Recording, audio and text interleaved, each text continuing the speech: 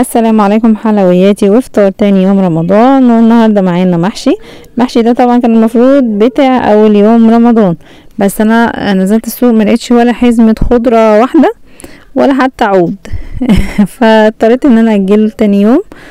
معايا صينية الفراخ دي بتاعت امبارح زي ما انتم شايفين كده زي ما هي، يعني خدنا منها حاجات بسيطة، احنا طبعا اكلتنا ضعيفة مش اكلين قوي يعني.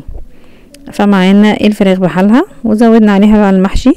معايا محشي ورق عنب، ورق العنب ده كان متفرز في الفريزر مش جديد عشان كده تحسوه غامق شويه. معايا كمان محشي كوسه، ومعايا محشي فلفل، ومعايا محشي كرنب. السمبوسه دي والرقاق بتاع امبارح برضو سخنتهم في الفرن، وسخنت الفراخ وعملت 3 فلفلات بالعدد كده، والحاجه برضو قعدت يعني. فطار رمضان ده بيبقى حاجه بسيطه جدا والباقي كله عصاير. العصير الطبيعي اللي عملناه النهارده، عملنا عصير طبيعي فريش يوسفي او سفندي، وده المحشي ورق عنب. ودي كوسه، بصوا كوسه اموره ازاي. الصراحه ما كنتش جايباها للمحشي، كنت جايباها للخضار، يعني اعملها خضار صغنونه يعني قد صبع ايدي الصغنن.